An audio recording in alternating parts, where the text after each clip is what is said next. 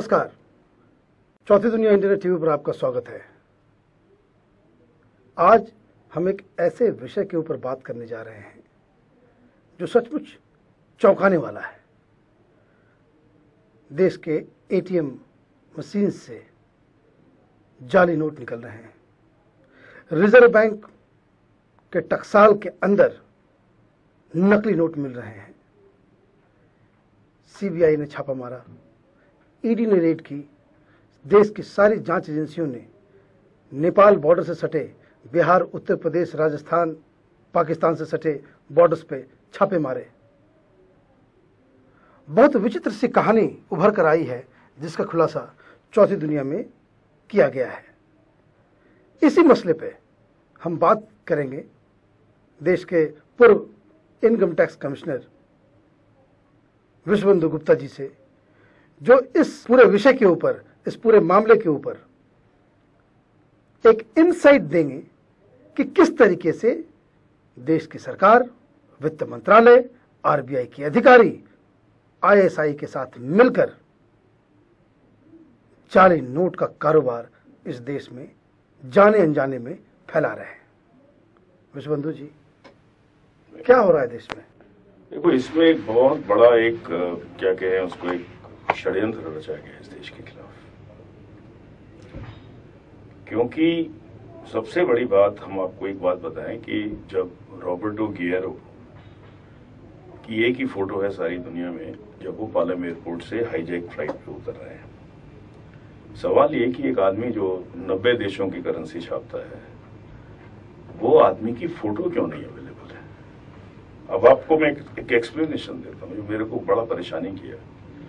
यह आदमी अपने मुंह पे ऐसा केमिकल लगा लेता है, सुन लीजिए, क्योंकि करेंसी नोट्स में मैंने एक चीज देखी है, जो सबसे ज्यादा जो एक्सपर्टीज होती है जैसे नोट छापने में, हम ये इस निश्चय पर पहुंच रहे हैं। आप देखिए कि ये जब निकलता था रोज सवेरे उठते तो इसके मुंह पर एक ऐसा केमिकल होता था, लगाता था, जिससे उसकी फोटो नहीं आ सकती थी किसी कैमरे में। हुआ ये कि वो हाईजैकिंग के जो एक दिन का लगाया होगा उसने, दो तीन लग गए थे जब हाईजैक से वापस आए, 3 दिन। वो उसके पास केमिकल नहीं था उस समय जब उतरते हुए। हम आपको एक बड़ी सीरियस चीज बता रहे हैं आपको, हमने पूरा इसका छान मारा सारी वेब के ऊपर। आप रॉबर्टो गिएरो की सिर्फ एक फोटो मिलती है, वही वाली जो आपकी अखबार में छपी है। अगर ये आदमी केमिकल लगाकर चलते हैं, और ऐसे केमिकल्स मैं मानता हूं क्योंकि मैंने काफी सोफिस्टिकेटेड ढंग से इसको पढ़ा है, तो ये भारत का कुछ ऐसा समझ लीजिए कि हम लोग इतने खुशकिस्मत हैं कि इस आदमी की फोटो हमको तो कम से कम एक मिली, और उसके बाद आप ये देखिए एकदम गायब हो जाता है वो। स्विस एम्बेसडर बहुत ज्यादा यहाँ पर चिंतित हैं उसके साथ सिक्योरिटी के लिए, और साथ में वो कह रहे हैं इसको इंटेरोगेट ना किया जाए, जल्दी से जल्दी इसको स्विट्जरलैंड भेजा जाए। और हम लोग इतने बेवकूफ हैं, आपको बताएं, हमारी इन्वेस्टिगेटिंग एजेंसीज, क्योंकि इंटेलिजेंस ब्यूरो वहां पर थी जब कंधार में हाईजैक चल रहा था, किसी का ध्यान इस तरफ नहीं गया कि ये जो व्यक्ति है ये बैठा हुआ है, और अंदर से रिपोर्ट्स आ रही थी कि इस व्यक्ति के इस चेहरे पे जरा सी भी शिकन नहीं है, और सारा समय ये लैपटॉप पे काम करता रहा। तो सवाल सबसे बड़ा इसमें यह भी उठ रहा है कि एक षड्यंत्र, उस समय ये कोई वेल प्लान हमारे हिसाब से उस प्लेन में जानबूझकर बैठा। लेकिन क्या हम लोग इसमें जो सवाल बड़े बड़े कई और उठ रहे हैं, एक सवाल ये भी उठ रहा है कि जब यहां से दिल्ली से प्लेन उड़ के वो लाहौर गया, इनको पता था इंडियन एयरफोर्स को टिप ऑफ कर दिया जाना चाहिए था, लाहौर से उड़ के दुबई गया। ठीक है, हिंदुस्तान को कोई भी आसपास की सरकार या एशिया की सरकार या यूरोप की सरकार नाराज नहीं करनी चाहिए कि वो हाईजैकर्स को शेल्टर नहीं देगी, पाकिस्तान को छोड़कर। जब लाहौर से उड़ गया था तो हमारे प्लेन्स को दुबई पहुंचा। दुबई पहुंच के जो हमारे इंडिया के एम्बेसडर थे, उन्होंने रिक्वेस्ट किया, वहां के जो प्रिंस हैं, ये मेरे को इन्फॉर्मेशन है कि साहब हमारी आर्मी और एयरफोर्स एक ऑपरेशन करना चाहती है कुवैत एयरपोर्ट पे, जहां हम इसको वहीं पर ही रोक लेंगे। ठीक है, उन्होंने कहा ना, हम इसकी परमिशन नहीं देंगे। और इसलिए वहां से सऊदी अरब से भी जो कुवैत से उड़ के वापस से उड़ा, तो हाँ। हमारी जो इंटेलिजेंस एजेंसीज थी उनको ये समझना था तो कहाँ जाएगा, कहीं तो जाएगा ही। सही बात है। अच्छा, और जब वो इस तरफ आ रहा था कंधार की तरफ, उन्हें पता पाकिस्तान तो दोबारा जाएगा नहीं, तो रास्ते में उसको क्यों नहीं घेरा गया प्लेन को? हमारे एयरफोर्स के जेट्स प्लेन्स थे, मतलब एक बहुत बड़ा सिक्योरिटी के साथ। ये सवाल एनडीए की सरकार को देना है, क्योंकि वो उस समय क्राइसिस मीटिंग में थी। आप समझिए, ये यूपीए का मामला नहीं है, ये तब से शुरू हुआ। आप दुबई से उड़ चुका है प्लेन, आपके पास एयर स्पेस है, कहीं तो जाएगा आप। और आप वो जो दुबई से आया है, किसी भी रास्ते से आया है, हमारे आदमी हाईजैक हुए हैं उसके अंदर।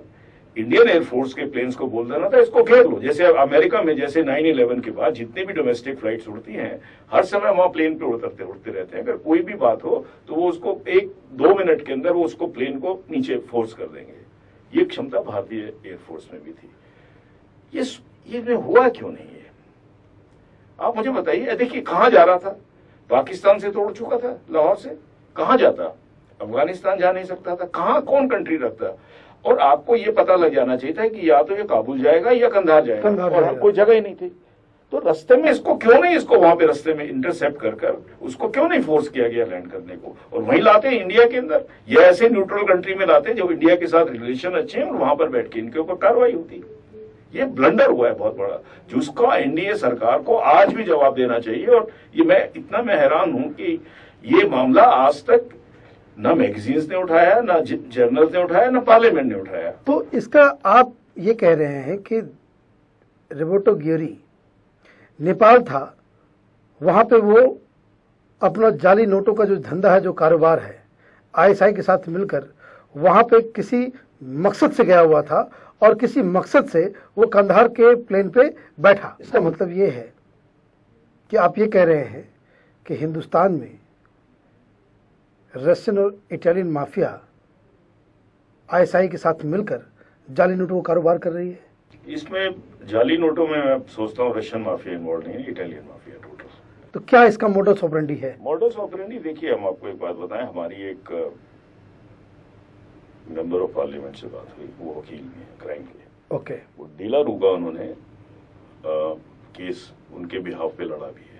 ओके। ये लड़ा जो केस है 2005 से पहले लड़ा है। ओके। उनके वकील हैं वो इंडिया में, डेलारू के वकील हैं, साउथ दिल्ली में रहते हैं।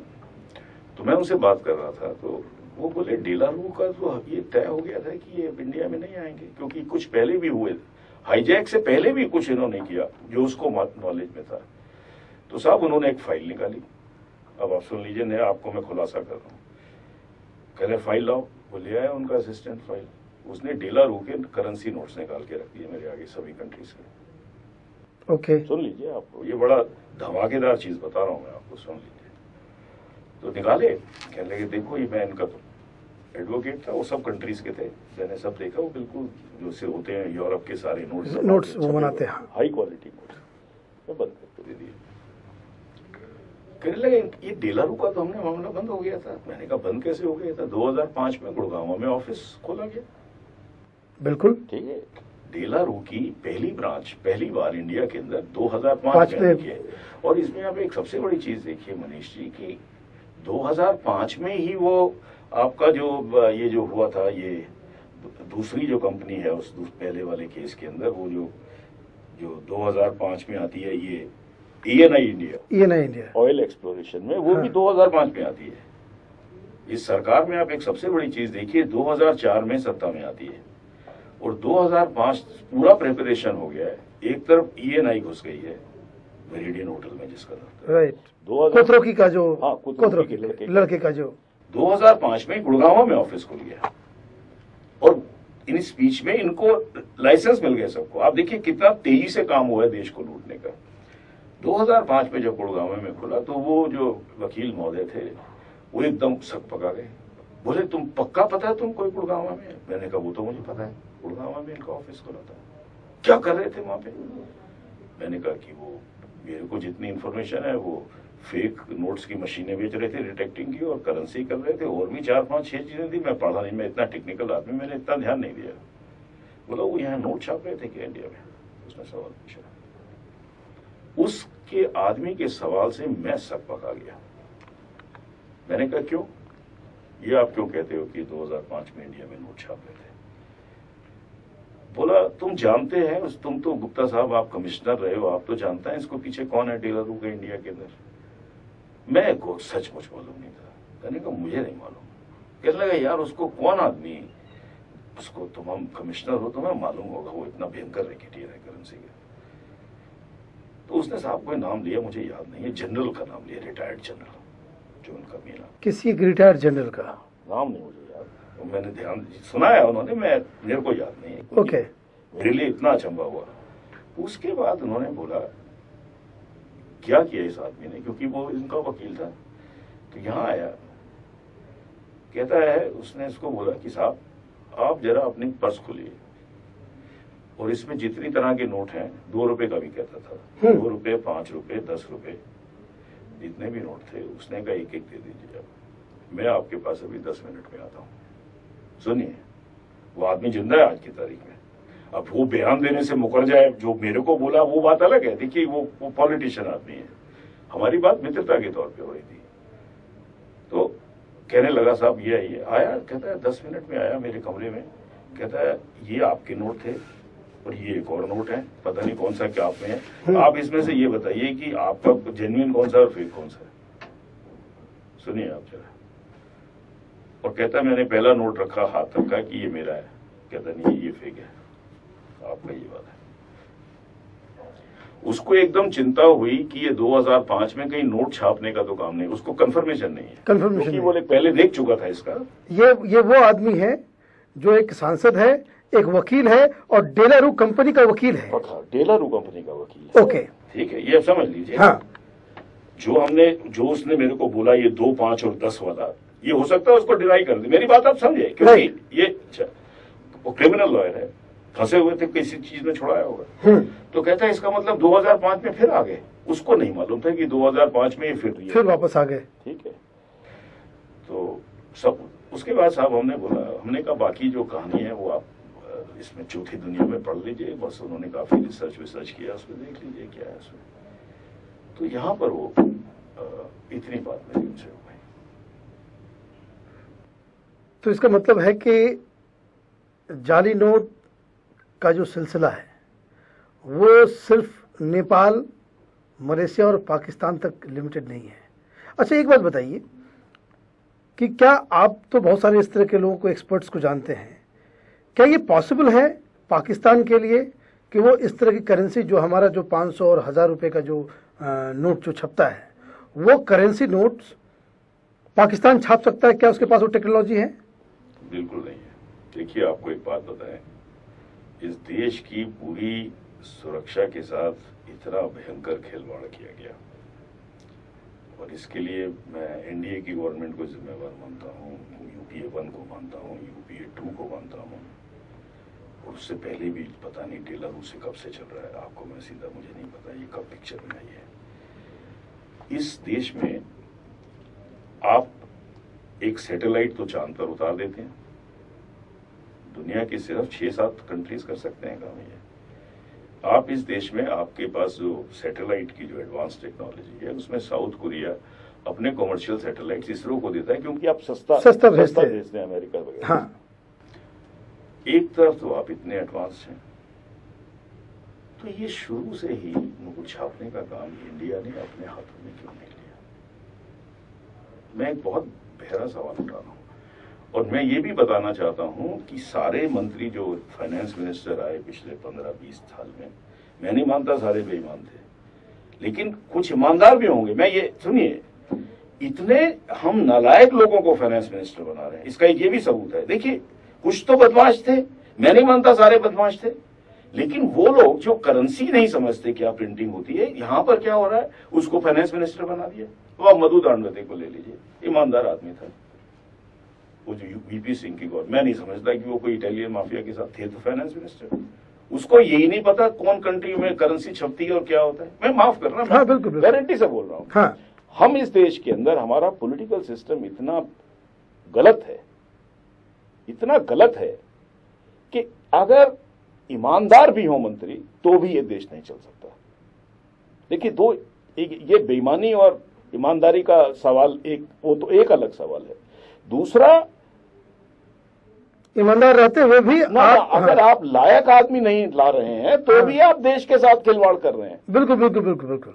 आप मेरा मतलब समझ हाँ, रहे हाँ, हैं? हाँ। नहीं, मैं इस देश की पूरी पॉलिटिकल जो सिस्टम है, जो पॉलिटिकल स्ट्रक्चर है देश के अंदर, सिस्टम है, वो उसको रिवैम्प किया जाना चाहिए। और शायद एक टाइम आ गया है कि हम अमेरिका के प्रेसिडेंशियल सिस्टम की तरह यहाँ पर लाएं, ताकि वो एक्सपर्ट्स को बना सके, ताकि ये जो इस तरह का, क्योंकि ये एक जो पूरा अंधेर गर्दी और साथ में जो निकम्मापन हुआ है एक विभाग में, हो सकता है पता नहीं कितने विभागों में हो रहा है। मैं तो एक सवाल ये करता हूं कि आप खुद सरकारी ऑफिसर रहे हैं सीनियर रैंक के, 2009 में सीबीआई कह रही है कि template has been compromised, 1 number 2 they also say कि this is a national security threat, number 3 they are also saying that it is happening in Britain, not in Pakistan, number 4 they are also saying that the company which are making the real currency notes, they are also making these fake ones. Correct.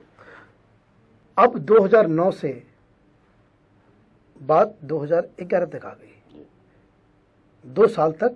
नहीं, हम इसको एक और चीज, ये agency क्या कर रही है? एक और बताते हैं, इस सारे मामले को दबाने की कोशिश की गई, एक और स्टोरी निकली। तो ये मैं बताता हूं आपको, कोई शख्स या कोई गैंग इंडिया के अंदर ये लगा हुआ था कि डेलारू का जो भी 2009 में पता लग गया है, इसके बावजूद ये कंपनी चलती रहे। सुन लीजिए, इनका कॉन्ट्रैक्ट चलता रहे। एक स्टोरी और छपी ब्रिटेन के सारे अखबारों में, डेलारू कंपनी ने चलाई। पहला तो उन्होंने ये कहा कि पेपर गलत आएगा, पेपर हमारा, सुनिए आप जरा सुनिए, भ्रम करने के लिए पैदा। जब प्रॉब्लम टेम्पलेट में है, 2009 में cabinet secretary, CBI, IB, RBI, आपके बॉर्डर सिक्योरिटी फोर्स, सारे टॉप ऑफिशियल्स बैठे हुए हैं 2009 में, और बाहर आके सीबीआई डायरेक्टर ने स्टेटमेंट दिया, टेम्पलेट हैज बीन कॉम्प्रोमाइज्ड।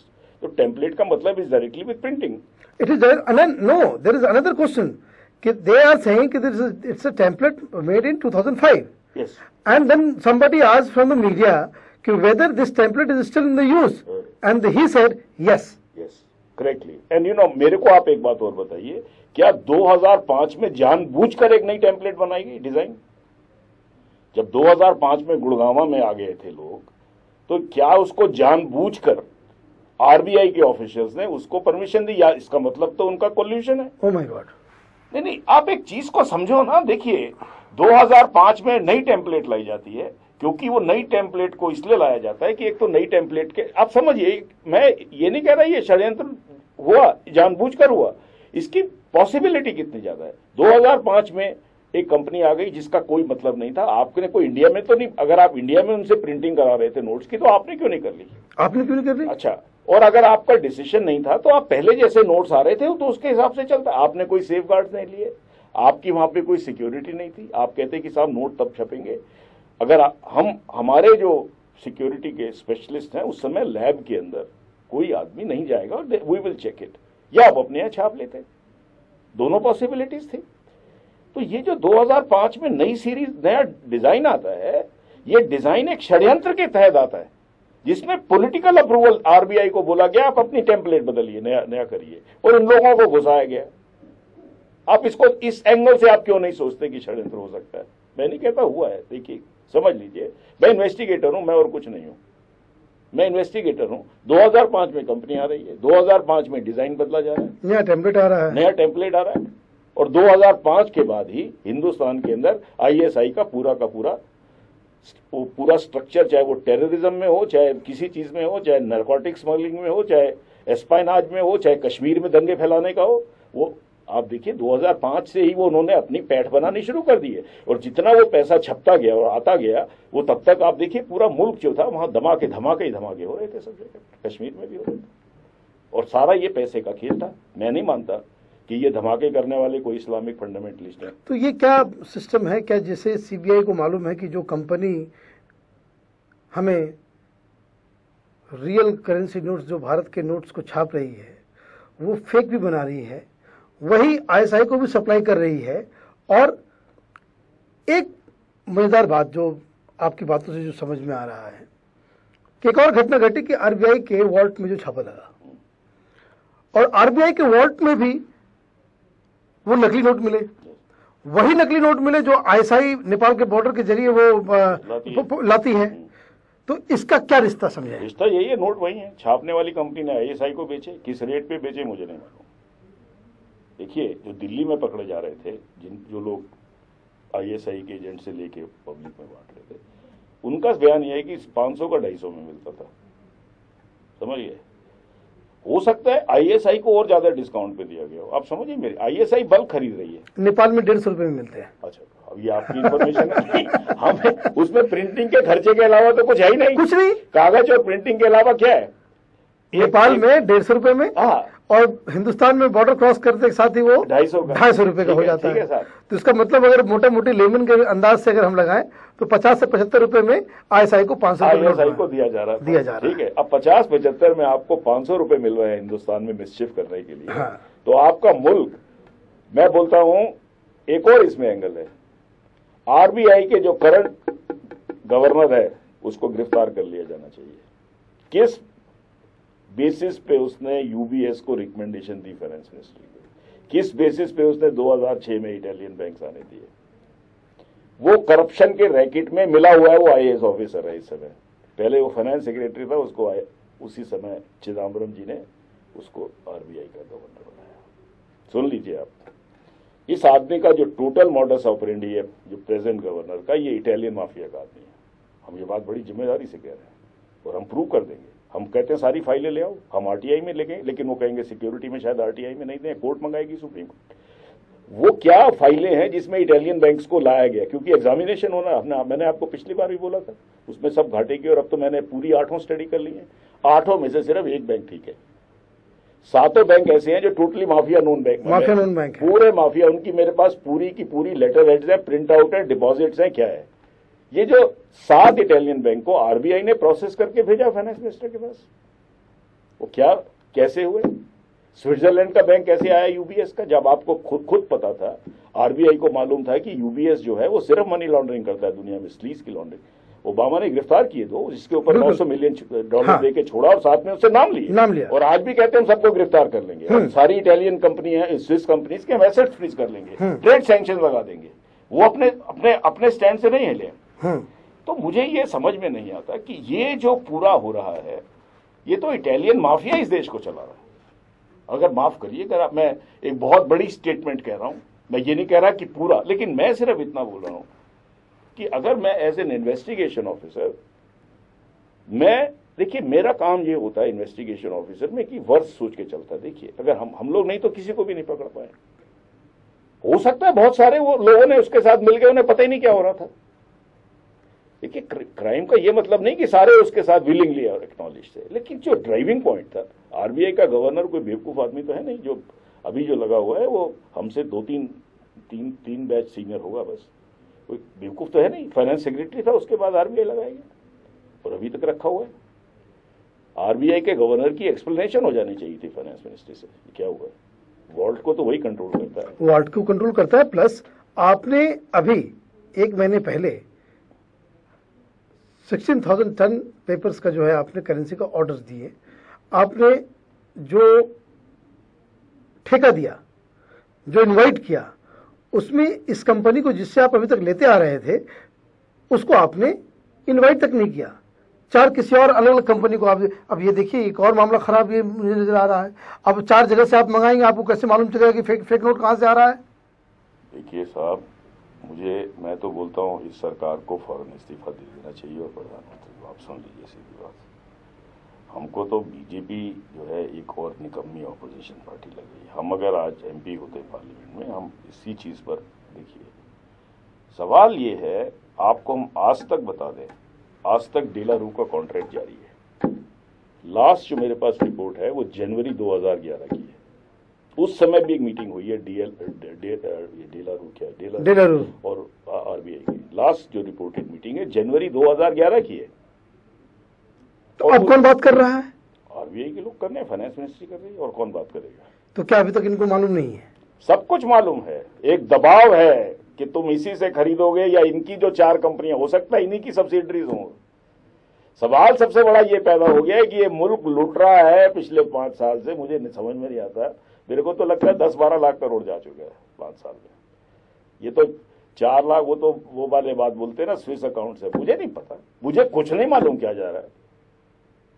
सवाल ये है प्रणब मुखर्जी को कौन डायरेक्ट कर रहा है? प्रणब मुखर्जी किसको खुश करने की कोशिश कर रहा है? चिदम्बरम किसको खुश करने की कोशिश कर रहा है? प्रधानमंत्री भारत के किसको खुश करने की ये कुतरुचि चला रहा है। ये कुतरुचि के बस का नहीं है। कुतरुचि छोटा खिलाड़ी है, कुतरुचि उनका नौकर है इटालियन माफिया का।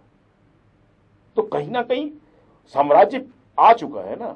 आज मैं अगर प्रणब मुखर्जी का इस्तीफा मांगता हूं फेक करेंसी पे, उनको देना पड़ेगा अगर ये मामला पूरा सुप्रीम कोर्ट के अंदर चला जाए, क्योंकि इसके अंदर 2009 के बाद जितनी एक्टिविटी हुई है वो सारी की सारी प्रणब मुखर्जी की नॉलेज में थी। बताइए मेरे को। चिदम्बरम को तो वैसे देना पड़ेगा जो बैंक्स लाए वो, और 2005 में जो आया वो भी चिदम्बरम जी की परमिशन से आया, डेलारू का ऑफिस गुड़गांव के अंदर। ये तो पूरी कैबिनेट, 2 फाइनेंस मिनिस्टर, एक होम मिनिस्टर है उसके अंदर। मैं एक सवाल पूछता हूं आपसे आज, एक सवाल का बताइए, पिछले 1-1.5 साल में टेररिज्म की एक्टिविटी इंडिया में कूल डाउन हो गई है ना? कूल डाउन क्यों कूल डाउन हुई है? ये चिदम्बरम के कारण नहीं हुई है। तो आप वो आईएसआई का जो पूरा समझे इन्वेस्टिगेट शुरू हुआ, उससे सडनली जो आईएसआई भी और वो ये स्विट्स वाले भी घबरा गए। उन्होंने कहा बंद करो। वो जो पैसा आ रहा था 50 रुपए का नोट, 500 रुपए का, वो सडनली वो ड्राइव होना शुरू हो गया। उसे आप मेरी बात, आपकी थ्योरी में दम है। वो दम इसलिए भी है कि पिछले साल अगस्त में हैम्पशायर के यूनिट को डेलारू ने बंद कर दिया, जहां से वो फेक करेंसी बन रहे थे। तो आप कहने का मतलब है कि करेंसी बनना बंद हुआ, इसलिए आईएसआई की एक्टिविटी। बिल्कुल, there is a direct correlation. मैं खुद अपना ही कंक्लूजन बता रहा हूं। मैं कई बार हैरान होता था, मैंने कहा क्या हमारी सिक्योरिटी इतनी फुल प्रूफ हो गई है? पिछले 1.5 साल में कोई धमाके नहीं हो रहे। आप भी खुद देख रहे हो, ये थोड़ी की मशीनें लग गई हैं और क्या कुछ हो गया है। सडनली जो टेररिस्ट एक्टिविटी है वो 1/10 स्केल पर आ गई है जो पहले होती थी। कैसे आ गई साहब? मैं एकेडमिक्स का स्टूडेंट रहा हूं, आप भी पढ़े लिखे हैं, आप डॉक्टर हैं मनीष साहब। आप मुझे एक बात बताइए, only explanation is that the fake currency got minimised. वो क्यों मिनिमाइज हुई? वो रॉबर्टो गियोरी को पता लग गया कि मैं पकड़ा जाने वाला हूं, हालांकि उसका बावजूद वो चलता रहा। आप मेरी बात समझ रहे हैं? There is a direct correlation. और आपको एक बात बताऊं, ये मुल्क सोता है। प्रधानमंत्री जी हमारे इकोनॉमिस्ट हैं, काय बात के इकोनॉमिस्ट हैं, अपने आप को बड़ा पता नहीं क्या बोलते हैं। विश्वबंधु गुप्ता कोई प्रोफेसर है इकोनॉमिक्स का? मेरे सवालों का जवाब दे दे जो मैंने आपके प्रोग्राम में उठाए, दे दे जवाब।